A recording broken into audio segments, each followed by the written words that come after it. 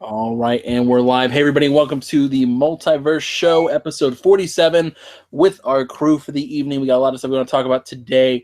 Let's start off with my co-host for the evening, Nick. Thanks for having me on the show again. You can find me on Twitter at Undead3XVI, where I'm just repeatedly sharing Uncharted 4 screenshots for the next 2 days. Excellent. And we got our Sound Master General for not much longer, James. Oh, dude, for weeks after Uncharted came out, that's all I did was just post screenshots with the Prisma filter because I'm a basic. All right, and our other host for the evening, Mike. What's up, guys? It's Sorry, Mike here. I'm getting a massive delay from different things. Sorry, continue. I was going to say, what's up, guys? It's Mike here. Thank you for having me on the show yet again. You can check me out on the Inner Circle at ticgn.com. We got a great show planned for you again tonight, as always. And let's get it started, fellas. All right. We also have a guest for the evening. First time guest to the show, Red Inferno. Thanks for having me, guys. I just started watching your stuff. Good stuff. All right. We've been Wait, talking on what do you Twitter mean just started? Blasphemy. Why? Yeah, for your first time and last. Oh. Nah, dude, hey, what's up? No, seriously, it's the first. We've been talking for about a year at this point on Twitter, so I'm just glad to have you on finally. Yeah, it's good. All right, so we got a couple topics we want to get into today. First things first, I do want to say I spent maybe 4 to 6 hours with the Switch today.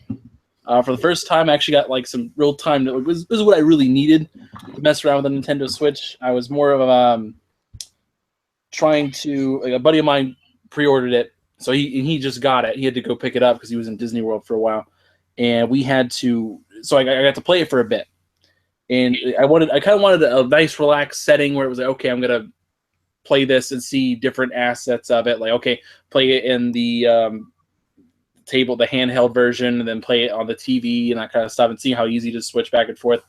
And just, I was very impressed with it. I was not expecting to be this impressed with it, but I was very pleased with my experience with the Switch. It was really that easy. The controllers were a little smaller than I anticipated, but they still were fine for the most part. I had a little bit of issues with the bumpers and the triggers necessarily, but that was fine ultimately. But yeah, I got to play a couple of games. Played Bomberman. Played the 1-2 Switch, which is actually kind of fun. I was a little surprised by that. Simple, but the rumble is just amazing. Did you play? What's up? What mini games in 1-2 Switch did you play? Almost all of them. Have you found that Treasure Chest is crazy addictive? Actually, those ones I didn't play. Oh, dude, I Gorilla and I still can't get down to Gorilla. We tried the cowboy shootout thing and the sword fighting and the samurai situation. We tried a lot of different stuff. It was enjoyable. Like, I had a good time. They're little party games. I went to a midnight launch party in a gaming pub in London, and it started out as a 1-2 Switch tournament, and it turned into a treasure chest battle. And it's crazy fun. All right. But yeah, I had a good time. I got to play Legend of Zelda for about 2 to 3 hours, and it was from the 2 to 3 hours that I've played. Now I've played a little bit of Horizon Zero Dawn. I've played a little bit of everything. So I haven't jumped into anything necessarily, but I had the opportunity to play several games. I got to tell you, man, the first 2 to 3 hours, I was just like, man, this is game of the year. I was very impressed. I don't know what else to say. Legend of Zelda was just great. Big words. I had not played 1-2 completion since Twilight Princess. Like, I dabbled a little bit, but Twilight Princess was the last Zelda game I was like, I'm really interested in. I mean, it's the first game for a very long time that we of website have given a 10 to. Yeah. I mean, I've put about 17 hours into Breath of the Wild so far, and it's maintained that so far. The last one I played was Ocarina, so I don't know, Twilight. I played it for like an hour, and I don't know. It looked like it was like one of those where it looks like a good game, and then you play it, and like, I've heard a lot. I heard someone say that similar to your position, that the last Zelda game they played was Ocarina, and I think that might work against you actually, because the language of gaming has changed so much in the past 20 years that Breath of the Wild, it might be too unclear. Actually, no. Like I've heard this is a lot. Well, it isn't exactly like The Witcher 3, but like the things I've heard besides the weapons being brutal as hell, I kind of like that type of where they just kind of set you loose type of game. And I've heard like you can go to the final boss like right away. They don't even like they're just like here, go, don't care. Yeah. Yeah, I like that type of stuff. Once in a while anyway. Yeah, it's very open. I mean, extremely open. Oh yeah, I know. I think it's even more open than. How big is the map? Because I actually believe it's bigger than Horizon. In terms of how, just I don't know. I haven't seen the map yet, but the last time I saw it, it looked really big. It's a big map. It's something like the Skyrim map is like a quarter of the size of this map. Oh shit! It's something like that. Wow. Yeah, it's big. It's really big, and it feels populated. While at the same time, it feels like you're going on an adventure, which is great. Yeah. Cool. But yeah, I kind of want to give some thoughts about it. I was just very impressed with my little demo experience in a controlled environment. But I was very impressed. One of the things that's really cool, I picked up over the weekend, Binding of Isaac for the Switch, the physical copy. And one of the things that's really cool, it's a neat little throwback. The instruction booklet that comes with the game is pretty much an exact copy of the instruction manual that came with the original Legend of Zelda on NES. So I thought that was a really cool throwback that the developers did there. They gave you an actual instruction manual? That's surprising. Yeah, it's like a full instruction manual, and it's pretty much an exact copy of what came with Zelda on the NES. That's pretty cool. Yeah, like I said, I was very impressed with it. We do got a couple other topics that we do need to get into today. First off, I kind of want to start with Iron Fist. Just kind of digital showing of hands here. Who has seen Iron Fist, the Netflix series? I have. James? I'm going to be starting it here in a day or two. All right, you're starting it up. Mike, you seen it yet? Just you and I then, mate. I have not seen it yet. No. I mean, we do need to discuss this, though. I think, what was it, Red? You told me you hadn't seen it just yet? No, and I'm debating if I want to, but like I really love Daredevil, and then I heard I know it was going to be different, but I don't know. It heard it's decent, but I don't know. I'm hoping you guys can sway me. So, well, here's the thing. So, seemingly everywhere on the internet, if you read everywhere. I'm really quite tired. I can't talk right now. Everyone thinks this is not a good TV show, and I've heard it's the only decent. people who seem to think it is a good show work for the Inner Circle. Yeah, it's really true. I don't know a single person on our staff who's seen it who hasn't quite liked it. Yeah, well, I've heard it's decent. I didn't say it was bad. No, but like there are some outlets saying that this is a terrible TV series. Oh no, and it's okay, yeah. And it's just not. It's pretty good. Well, I think the thing is with a lot of media, it seems to be there's no middle ground to anything. Either it's the best thing that's ever happened or it's the worst thing that's ever happened. You're not allowed to just have some average games or television anymore. Do you remember a few years ago when everything on the internet was meh, M-E-H? I miss meh. Yep. I miss. Wasn't that like 2013, 2014, where everything was just kind of everybody was just indifferent. What a time that was! What a time to be alive when nothing was good. No. When everything was just fine. That was the thing. The one thing I will pick up is I don't even think they honestly. There's a lot of reviews now I've seen like a little by little they are talking about the actual show, but in the very beginning. The biggest thing is a lot of these people just don't like the fact that it's an Asian, it's like Asian kind of culture in this show, but it's like the white savior, that's what they're all pissed off about. That's like a big part of it. Yeah. I haven't read the comics. I have. Okay, now you tell me, Danny Rand, is he Asian in the comics? Never. Well, then what the fuck is everyone talking about? Because no one reads comics. Come on, man. This is the I thing. also, I very quickly, I would like to apologize for the curse word I said. I didn't mean to say that. I'm sorry. You were drawn out of passion. I'll let it slide Yes. this. But the thing is with Iron Fist in particular, let's talk about the show purely from the standpoint of the comics don't exist. Let's say as a show, it is one of the slower ones. It takes a little while to get going. It takes like 3 episodes for them to kind of like find their stride. But the thing is, it's a formulaic show. It does what all the other shows have done. It's the same 3-arc structure. It's all right. Let's establish a baseline in the first 3 to 4 episodes. Then we have, okay, this is me doing my thing. And then we throw in another character from my past who throws everything off balance. And then there's like the end 4 episodes where everything's coming to a conclusion. It's always the same structure. And I think I think there was this whole social justice warrior kind of concept behind a lot of the reviews. I do think that was present. I don't think it was like this. I'm not going to say it was the sole reason for decisions that were made or the sole reason for hatred, but it did. I think it did tinge a few things. Like I think they gave Jessica Jones a pass. I think they gave Luke Cage a pass. I think they gave Daredevil a pass because they were minorities of some sort or they were disabled or something like that. I think that did happen here. Because in this case they ripped it apart and like it was stuff I overlooked in the other episodes because I like the shows. But like there are definite flaws in this as much as any other Netflix show. It has a different set of flaws. I kind of view it as the opposite Jessica Jones, where Jessica Jones had a great beginning and a great ending, but the middle was so drawn out and really stale.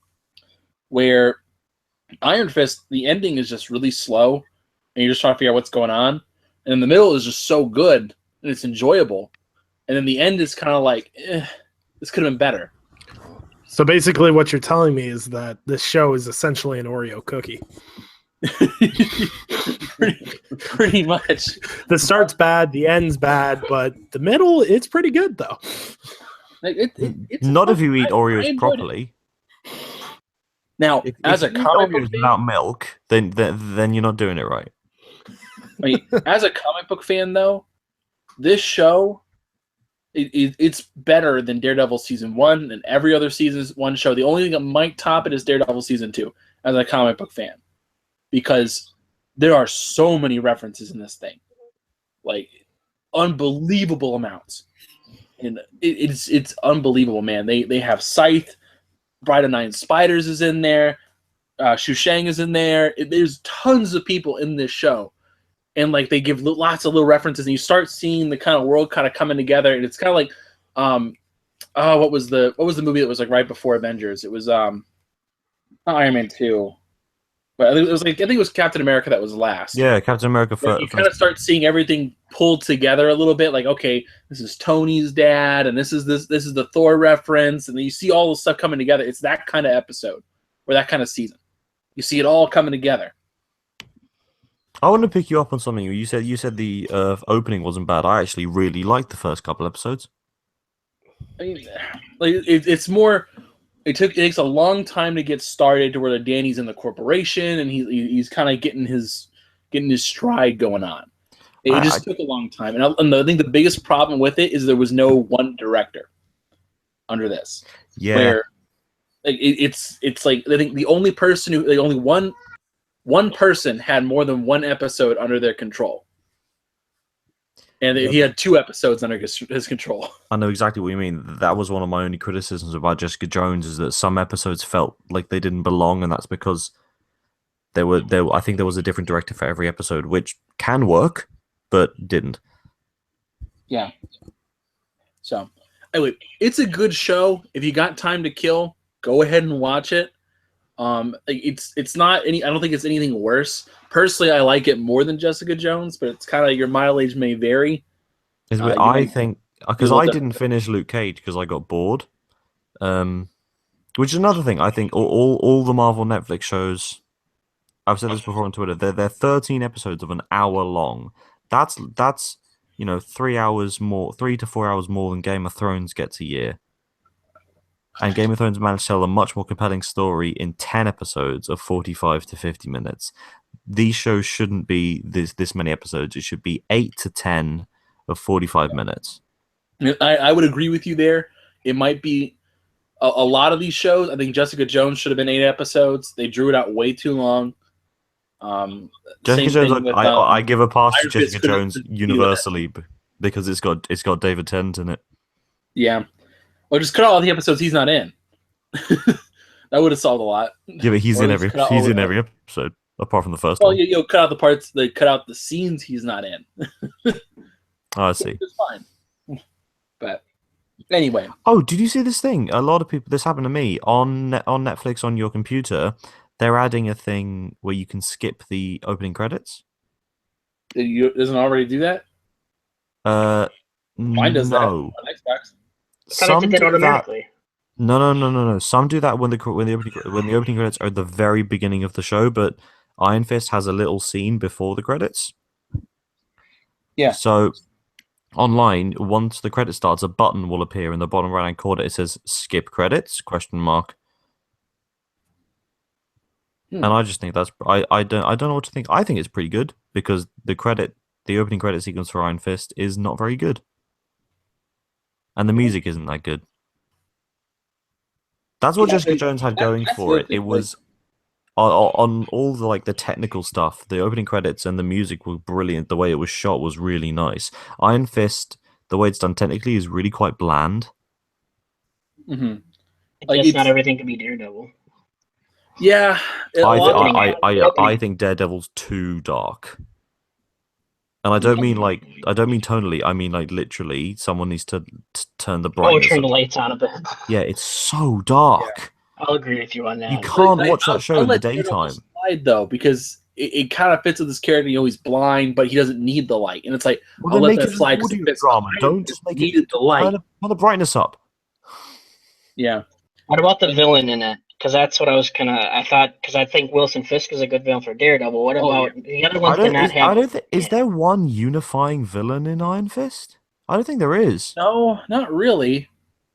I mean, there's the long-term villain which shows up at the end, but you'll kind of get a handle on that later. But you see, there's a lot of smaller villains that kind of show up. I mean, clearly understood the Hand was going to be a villain, but there's no one person that's like the villain. I like what they did with the Hand. Yeah, I like the thing that happens. On that. But, I'm not going to go into any more detail than the thing that happens with the Hand. So we're going to back off. Yeah.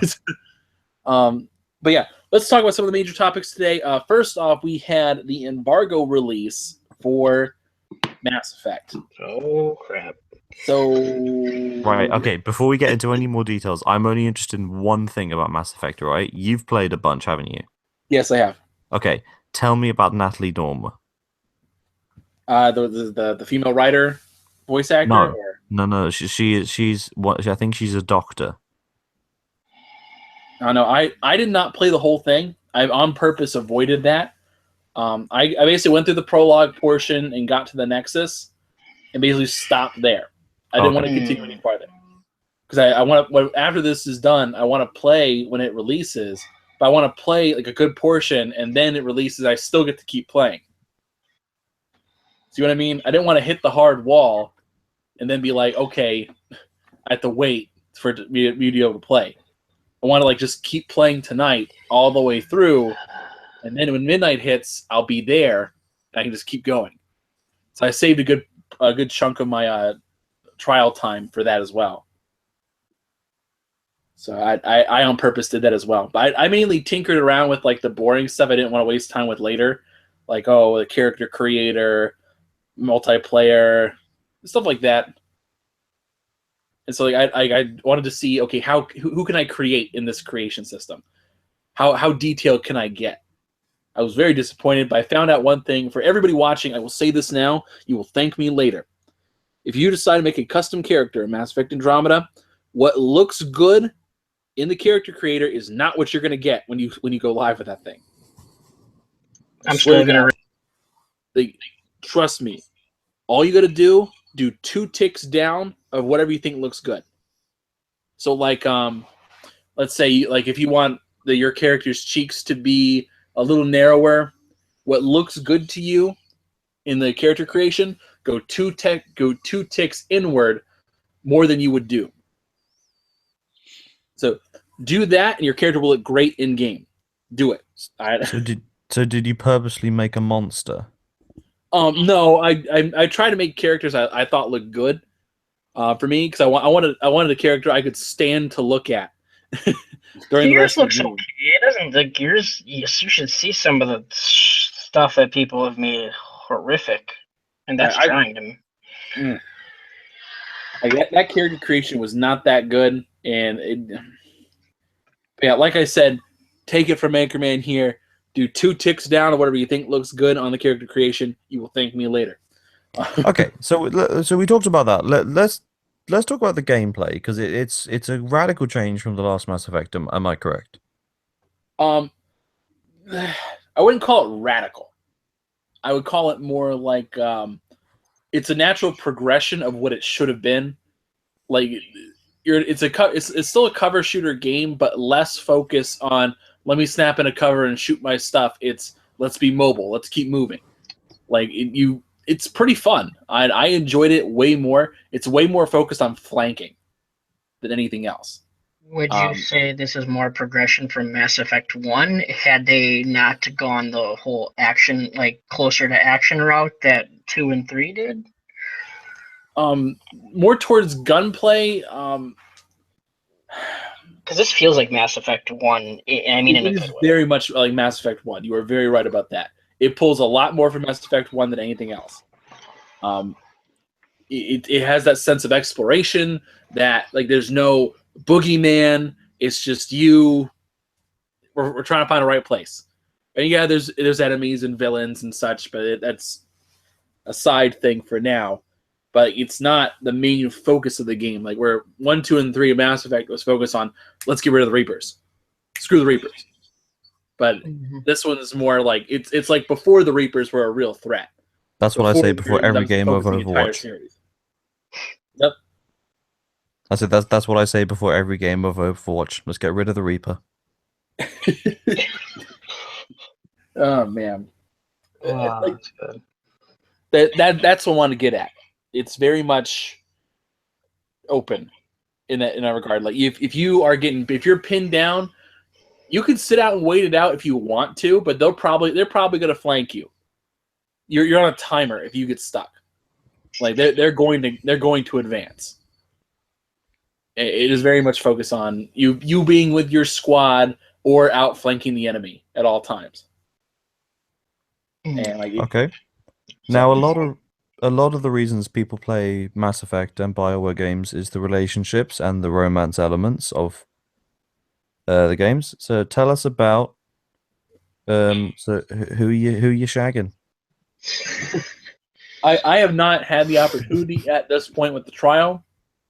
Nothing's really came up just yet. You see good characters I like. Like there's this female Turian character, is kind of like the ship pilot kind of thing. She's pretty decent. There's I'm trying to think about like in terms of like the companions you have, like at the very beginning, they're boring. All the human companions are boring. And let's be honest here, who had a human companion in the Mass Effect series? What was the point? Well, who's that really boring guy? David? Oh, Jacob. Jacob, that's it. Just like the only one anybody liked was Miranda, and then that was pretty much it. She was hot. That's pretty much it. But yeah, like I said before, it's the alien characters are where the game shines, and like you can tell because if you look at the detail, alien characters are great. Human characters look like crap. I think they're trying to stress that we're the aliens. Yeah. That's why they look so crap. Yeah. Yeah. So what's up with these facial modelings? Anybody else play Mass Effect first? Nick? I have it downloaded, but I had better things to play, to be honest. Ooh. Uncharted 4. I have it downloaded, but I haven't started it yet. And when I do start it, this will be my first Mass Effect game. So, Oh, I will say this is probably the best one to jump onto, though. Like, there's like almost no reference to the original universe. Like, they do not talk about it. I think this game would have been better if they had just not called it Mass Effect. Oh yeah, really. They had to call Like it. if they made a whole separate franchise off of this and didn't put the Mass Effect name on it, I don't think it'd be critically destroyed as it is right now. Because if this was a new IP we were looking at, we'd be like, oh, they can iron this out, Yeah. It's kind of an expectation, but there's such a high expectation on the Mass Effect name. And this game does not. I retweeted, there's like a 20-second video clip that someone took from that game, and just between the facial, the voice acting, and just a great combination of the writing too, it was just so bad. something's been kind of. Oh, I'll let you guys finish. My bad. I was going to say, and I think the other thing with it too, some people have said this on Twitter, and I guess I kind of see this viewpoint, is that this game is launching after games like Horizon Zero Dawn and Breath of the Wild. So any problems with this game are going to seem to be that much more magnified. You know what I mean? People got spoiled. Yeah, basically. yeah. They had so many good games, one after another. Yeah, we didn't even talk about Nier. Like all that's, you know. Yeah, well, you look at the games that have come out. You've got Nier. You've got even like games like Neo was highly rated and sold well. You had Resident Evil 7, which did insanely well. There's been a lot. Very quickly on Resident Evil, there was a thing this week. Did you guys see how much Resident Evil was going for Xbox on Amazon? On sale or on sale? No, it wasn't sale. It was going for hundreds of dollars. What? Really? Yeah, I believe it was a glitch in the system, but it was there for a couple days. So either it had sold out so much and the demand was so high, or no one was selling them. Something like that. Wow. Speaking of which, there's a sale on Resident Evil right now, for $40 on Xbox. Get it? Right, I just saw that right now. I just like, oh, that's cool. Yeah, I'm getting it, except I'm getting it on my PlayStation. Before I forget, so this has been. See, my biggest thing with the animations, because I mean, I'm not gonna lie, I love PlayStation, but I'll say this: the lip syncing in Horizon was still not very good, but the eyes are what kind of Gorilla did really well. If Andromeda had kind of close to those because the eyes are a big part of their emotion, would they have gotten a little bit of a pass if the eyes were better? Because they're very dead in this game, is from what I've seen. Because that's a big problem. Well, my biggest problem is I was watching a clip that Buddy sent me, and literally the one eye went in the opposite direction of the other eye at one point during the conversation. I was like, whoa, okay. Yeah, he's got town and country eyes. Like, I'm not even kidding. With how the gameplay looks really crisp. Some of the screenshots I've seen, especially like the PC screenshots of the world, it's so beautiful. And then it looks like a bunch of college students came together to do the facial animation on the game. So tell me, Nick, would it fit if I played the beginning of Dueling Banjos during that conversation? Yes. Let's put it this way: all the characters should have their helmets on. Yes. Apart from that female Tyrion. Yeah. All the human characters should have their. Yeah, I was gonna say it's like review rating isn't gonna get any better. It's sitting at 35 reviews now, and it's at 75. It's not getting any higher. It's not gonna hit 80. Like you when you look at the, I can't remember, someone tweeted it out, and there hasn't been the lowest rated Mass Effect was a 91 for the actual review. Yeah, the actual the actual Metacritic rating for Mass Effect, the lowest for the average is 91, and then this one came in at 75 so far. Yeah, because 2 was the highest, right? Yes, I believe so. It was like a 95 and 96, somewhere in that ballpark. That was one of the top-rated games for a long time. Yeah, And as we know, with the modern gaming landscape, 75 means it's a terrible video game. well, see, and that's something I really want to stress. With it having a 75, everyone's like, "Oh, the series is dead. It's a misstep." Yada yada yada.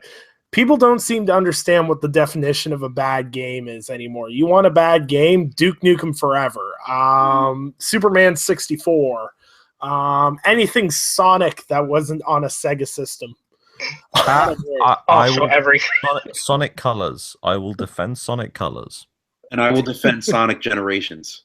What are you talking about, man? Oh, God. Sonic 06 was Game of the Year. Oh God! It was Game of the Year But- in the same way that The Room was Film of the Year.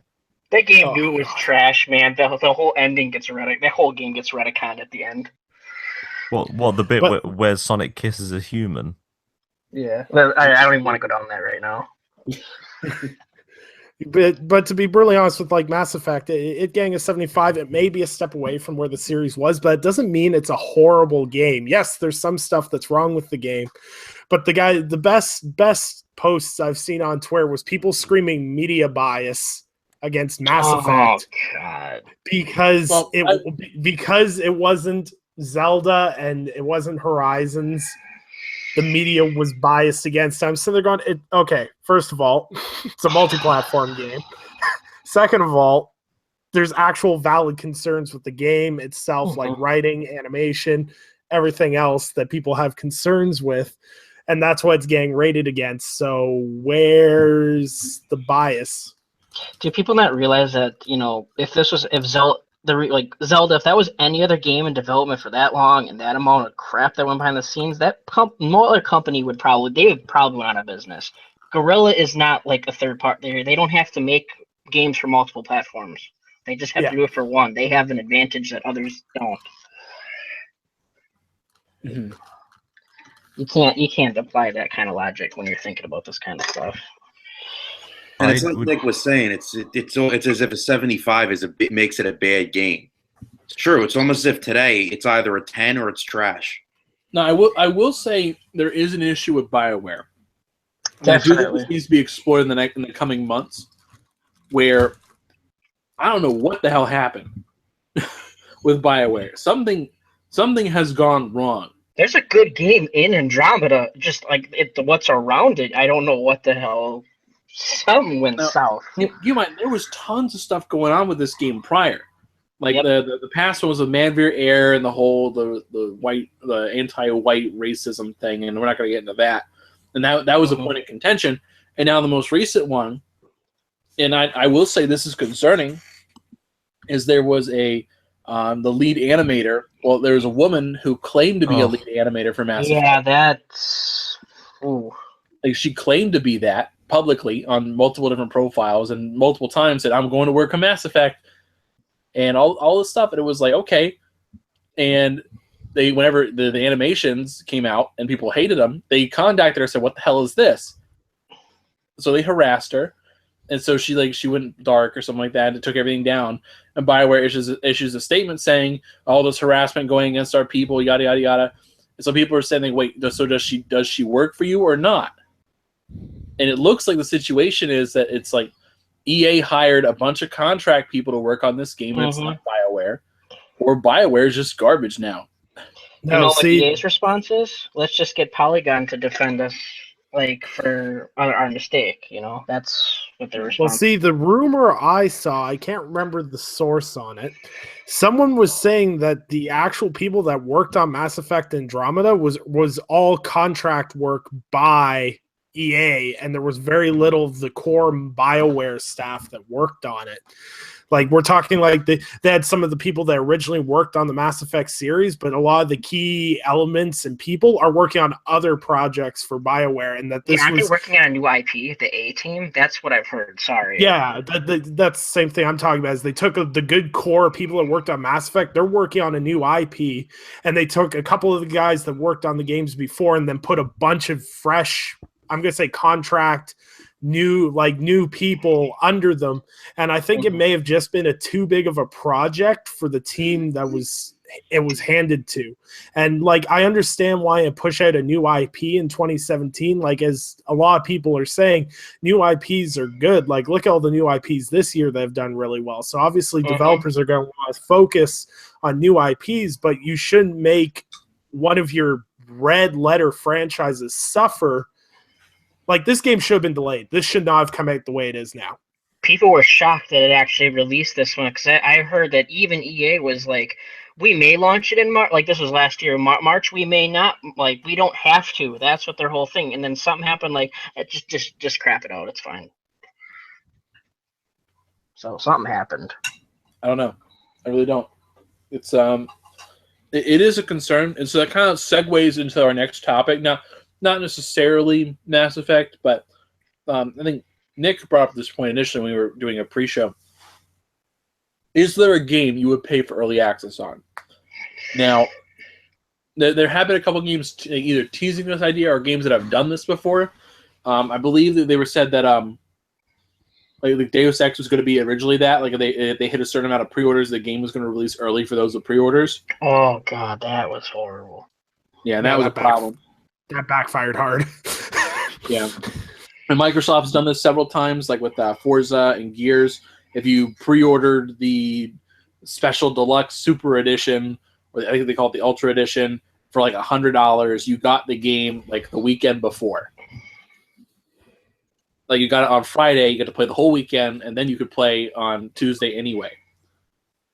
Didn't Sony do this with the not to the same extent, but it was like the Modern Warfare Remastered? You got it like the campaign 30 days or yeah, they got it early for pre-ordering. Yeah, they got the campaign at launch. I think Xbox got it 30 days later. I think Mike, you bought that day one, didn't you? Yeah, I don't like this trend. I did not buy that day one. No. Okay, you bought it on sale like I did, didn't you? Yes, I did. Yeah, smart man. EA did that too with Battlefield 1. They had an early enlister deluxe edition, I think it was called, back in October. So they're all you got it doing 4 This days is not early. good. No, I'm with you, Corey. This is horrible. But yeah, so the other situation that came up with it was like Mass Effect in general. They gave you the option that if you wanted to play the game for free early, you could pay $5, get EA access, and play the game. And so basically, the idea is you are paying to play a game early. And I kind of want to get the impressions around the room. Do you think this is a good idea? Do you think it's not? Do you think it can be improved? And we'll start with our guest, Red. What do you think about this? I'm mixed on it because I was tempted a couple times to like just try it. You had 10 hours, but I don't know if the game had more positive buzz around it prior to it coming out. Possible. I don't know. I can't really say one way or another. But I don't know. What would your limit be, though? That's my question. What would my limit be? $5? Is it $40? I say 5 would be because if you went to 40, you're like, so you're telling me you want me to give you $40 now to pay for 10 hours and then give you an additional 60 at launch? Go screw yourself. Like, because you have to stop. If you pay 40, you'd have to stop playing it, and then you have to wait till launch. Like, that doesn't make sense. Mm-hmm. So 5 would be my limit on that. All right. Nothing. What do you think?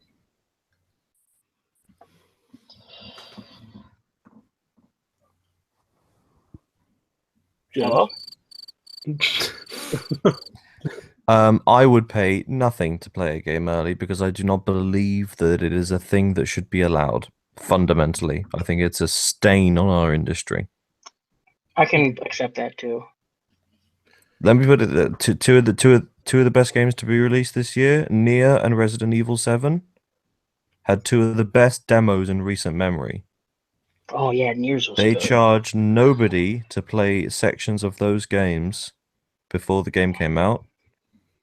And look what happened. There were two very successful people confident in their product and confident in their audience and used those demos to gain goodwill to grow their audience before launch. You know what's really Didn't sad? Neo about do them? that too? Neo did that as well, didn't they? Neo, two I think also had a good demo as well. Yeah, all three of those games did really, really well because you got to feel for the game instead of just basing it off of trailers. Yeah, Mhm. which I think is the way to do it. They did that at last year. I think Doom had a good demo too. That was just the opening of the game. I wasn't gonna get it until I played that. Overwatch had free weekends. Yeah. Well, Like- see, the thing is that if you list the companies that are charging you to get early access to a game, with the exception of Forza, which it was by the Ultimate Edition, like Anchorman said, you got to play it early. All the other games that do that, where you pay for it, are EA licensed products, Battlefield and everything else. This is an EA practice. I will And- say, Yeah, go ahead. I think pointing the finger at EA and saying, "Oh, you're a greedy business," is a bit unfair considering they're using the platform of it. They're using it through EA Access, which is a service they offer. And if the service was created just so you could play games before launch, then that would be a problem. But it's a bonus to getting that service. I'm not necessarily talking about EA Access. I'm talking about them charging it into collector editions to get early access to the games. Okay, fair Battlefield enough. 1, if you bought the collector's edition, I believe, or early enlisters edition, which was an extra $20, you literally got nothing else except to play the game 4 days early. You got it on the Friday instead of the Tuesday, I believe. Yeah, Okay, I if think that's so. the case, then that's awful. Yeah. Like no, like EA Access, like I will never say EA Access is bad for your money. I spent $24. I've got every sports game from the past like 3 years that I can play. I can play FIFA, even though I'd never buy a FIFA game. I can play Dragon Age Inquisition. There's all like EA Access has so many options for what you pay for it. That's okay. But I think charging people for early access, like there's not many games where I'd sit there and be like, yeah, I need this early right now. And there's some games I wouldn't even want like developer access to, like play early alphas of, because there's some games I just want to pick it up and I want it to be finished. I want it to be complete. I want it to be polished. Because sometimes if you play a game too soon in the It ruins your development impression. cycle, it ruins your impression and then you don't want to play it. Right. And for me, I wouldn't want to get into that area. And people shouldn't be paying developers to play their games early. Developers should be giving us the option. We are the consumers. We should have the options, not them giving us the options. Like the amount of people I know that if I said to them, oh, GTA 6 is coming in 4 months. If you could get that a week early for $60, do you know how many people would throw their money at Rockstar for that? Too many. They throw their house at Rockstar. But that's the thing, though, is that you can't account for the people that will do that. And there's the amount of people that call this out, but will turn around and do it with something else. So it's an eyesore in general, and there's games that are doing it right, like James mentioned with Resident Evil 7, Nier Automata. But there's also companies that are going to do the opposite of that. And it's just how the industry is growing, and hopefully we'll see more trials. I've noticed there's been a couple of Ubisoft games that I've gotten free trials for now. Like I saw The Division was pinned in the PlayStation Store that I could try it. So I was just going to ask, do they still do trials? Sorry, I didn't mean to interrupt on PlayStation, I mean. Because they were doing it for a long time. Yeah. And that's the thing, is like demos are always good. I remember all the demo discs that you used to get the PlayStation magazine with the disc that you could put into your console, and you'd have like all these different demos of all these games coming out that you could play. That was great. And it literally cost the developer nothing or barely nothing to give you early access to, say, even 1 or 2 levels, so you get a feeling for the game, and then it creates more trust because you know what you're getting yourself into. I think this EA Access thing with Mass Effect Andromeda, all it did was end up shooting them in the foot. Oh, now yeah, people- it backfired.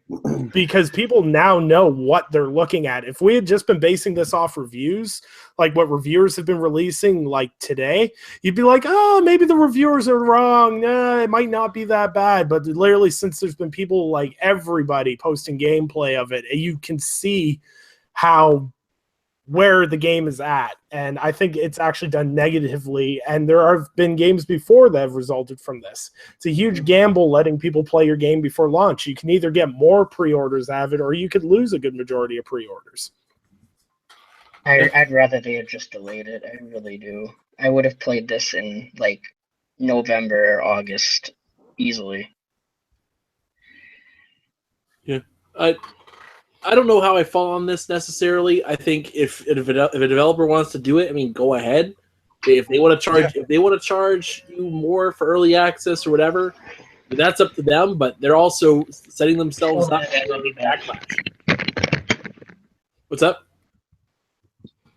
I don't know, but somebody just fell down some electric stairs.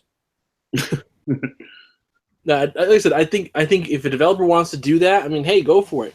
But you're also setting yourself up for backlash. It's just, I don't know. I feel like if having early access were a thing, like I think I would approve of it if like people who pre-ordered the game and they said, hey, you get to play it a week early or a couple days early, and you get to play the game and see if you like it, because you committed to it early. You committed to it, and so you should know what you're getting. No. No, I mean, I don't agree with pre-orders as a thing and like pre-order bonuses. I think it's sickening.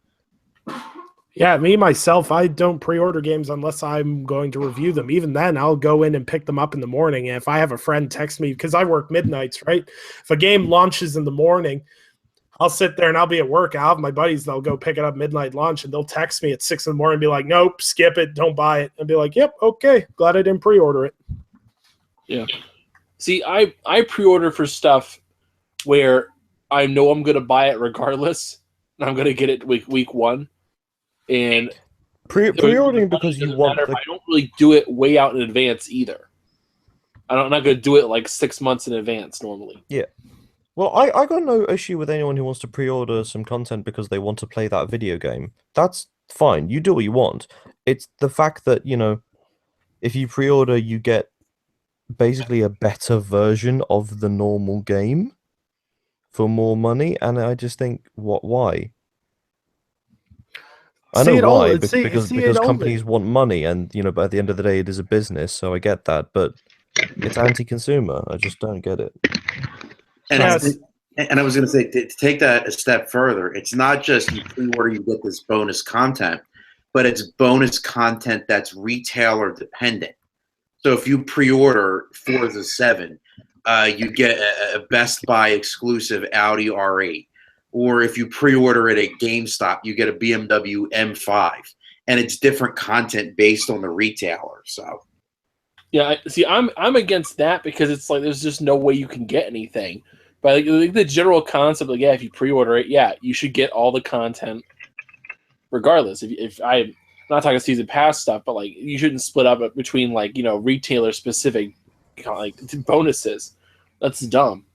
Like, no, you do what Ubisoft does. You have your base game. You have the gold edition, which is $15 more, where we give you some nifty costumes.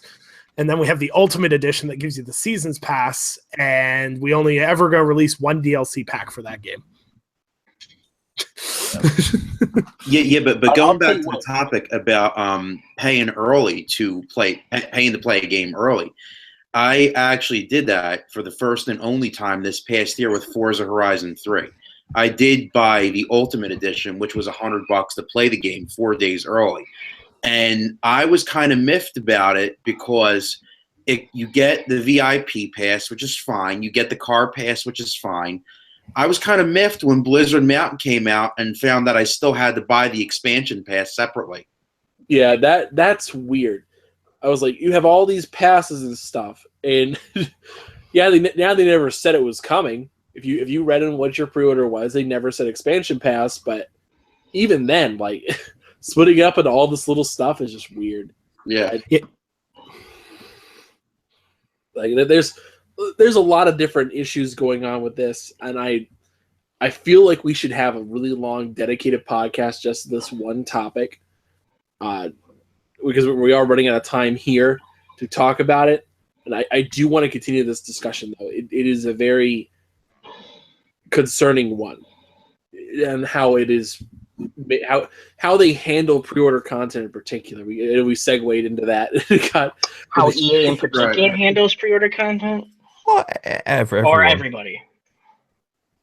Because Warner Brothers is really bad at it. I think they're one of the worst. Anyway, Yeah, I was gonna say, if we ever want to do a podcast on it, my biggest one is I actually just finished recording a video that I'm uploading tomorrow about it. Is my big problem is exclusive content on a multi-platform game. You can only play these missions if you pre-order on this specific console, but that's a whole different can of worms. PlayStation. Yeah, it is. I mean, I'm praying for your comment section already. I know. All right, last subtopic before we head out here. We do want to talk Nintendo one more time today. There has been this concern lately regarding third-party support with the Switch. There's a couple announcements came out today. Real quick, with Mike, you were telling me earlier what were the games? What were the big news regarding the Switch today? So I believe it was last week. It was announced that the new South Park game, Fracture But Whole, is not going to be releasing on the Switch. And then I think it was, I don't remember, which is totally Fame's fault, by the way. Everything he loves. Absolutely. Is it going to release at all? Because I mean, who knows anymore? And then I don't know if it was today. I saw it today, but I don't know if the announcement was today or if it was over the weekend.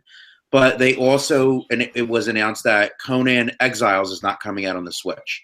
So, oh shit! Wait, is that the one where you could you get some naked people? yeah. But I'm not surprised that's not coming out on the Switch. You know, I'm not surprised at that one either. But my concern is that we're falling into a pattern here, like all over again, where it's strictly going to be a Nintendo system. Now, anybody that buys a Switch, I don't think anybody's buying this thing with the intent of it being their primary console. I mean, it is a secondary console. As much as I love Nintendo, if you just own a Nintendo system, you're missing out on a lot.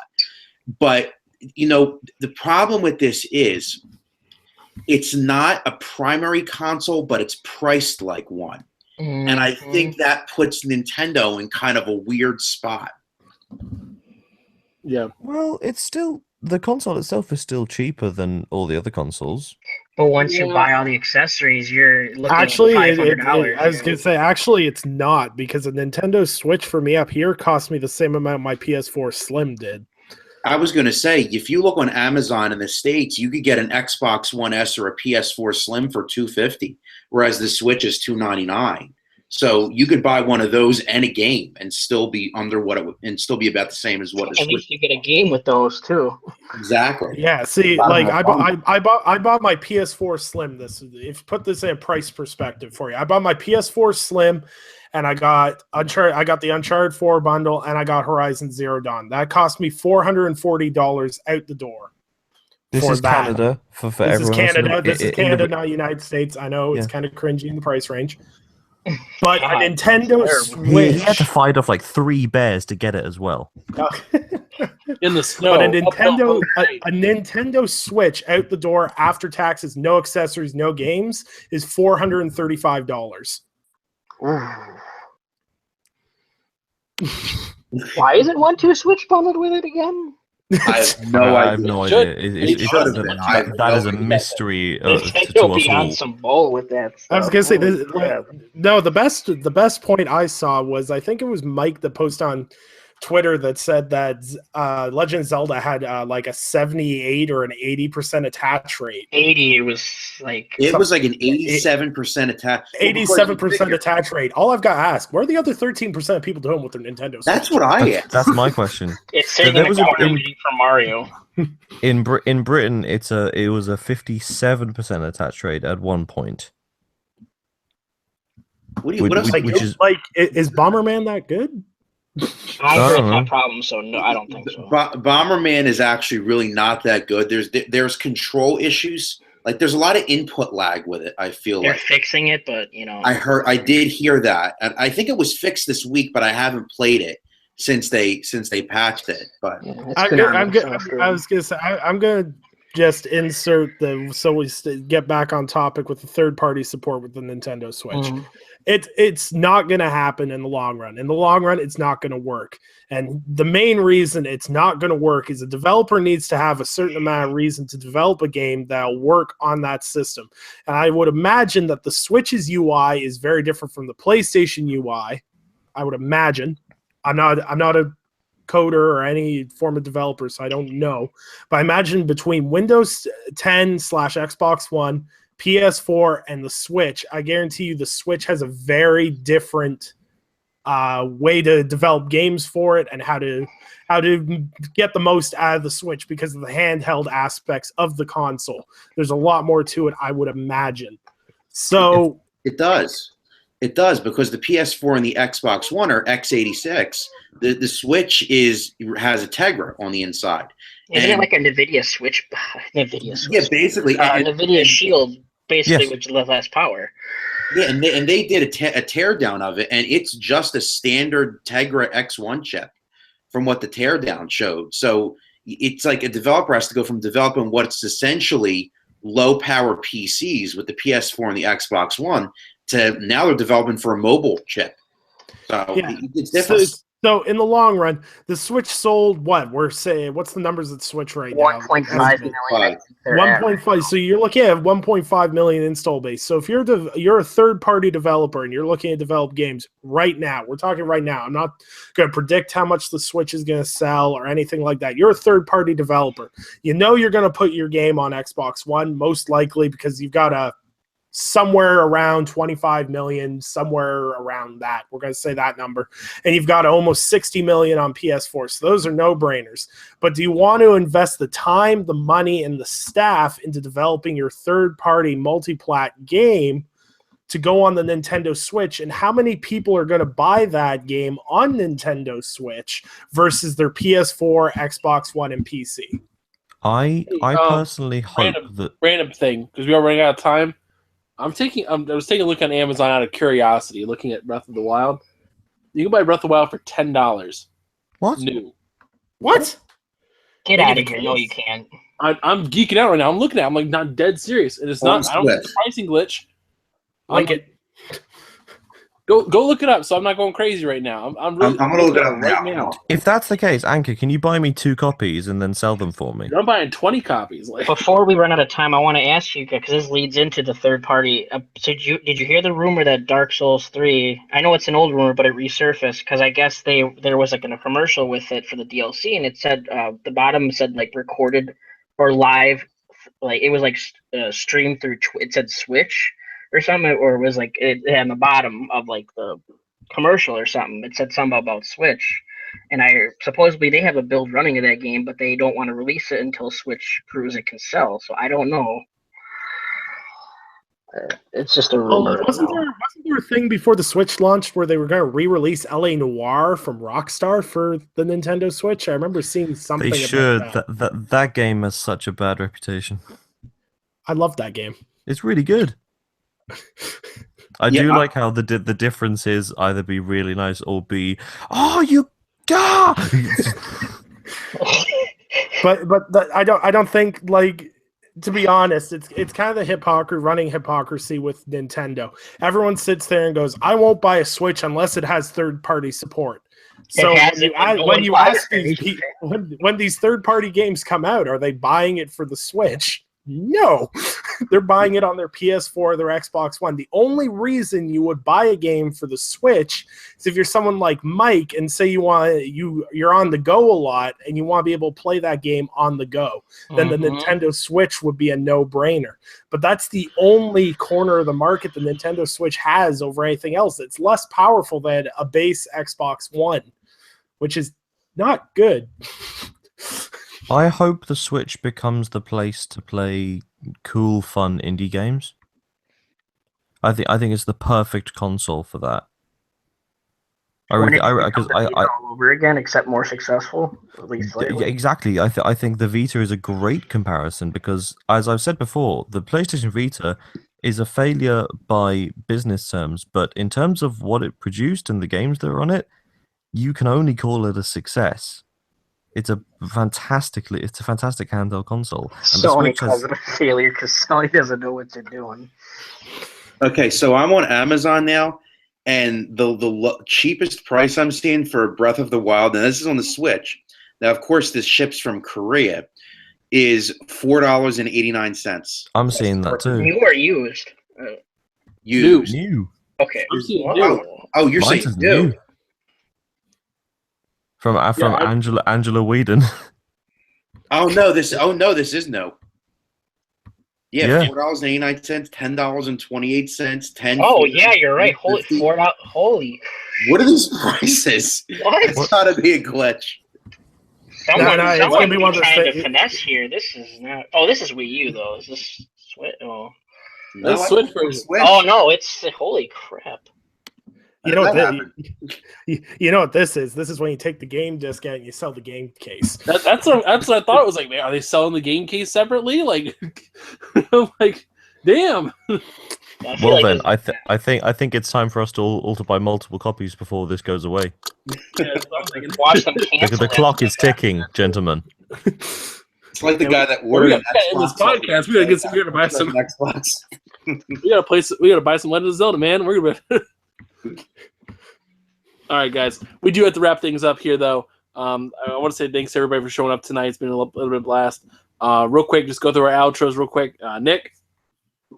Oh, thanks for having me on the show. You can find me on social media at Undead3XVI on YouTube, Twitter, Twitch, Beam, whatever. I'm on all those. And on same tag for PlayStation, Xbox. Doesn't even matter.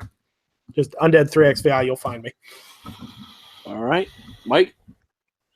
All right, guys, it's Mike. Thank you all for tuning into the show.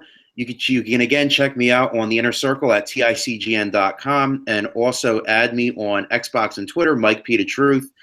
I was going to give you my Switch friend code, but I don't have it pulled up right now, so I'm not going to give it to you. But as I always say, carrier data and messaging rates may apply.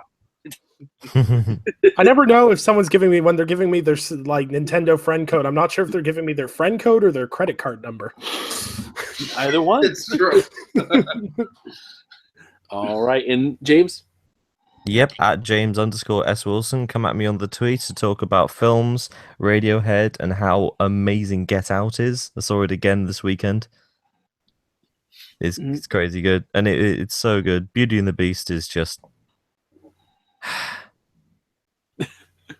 Yeah. But yeah, Okay. challenge me to a game on Overwatch. I'm getting better every day playing Zenyatta. I had a perfect game earlier today. 23 kills, 0 eliminations. All right. And we had our guest on for the evening, Red Inferno. Yeah, thanks for having me, guys. I'd like to do this again. All right, guys. And this has been the Multiverse Show, episode 47. Thank you guys for showing up, and we will see you guys later.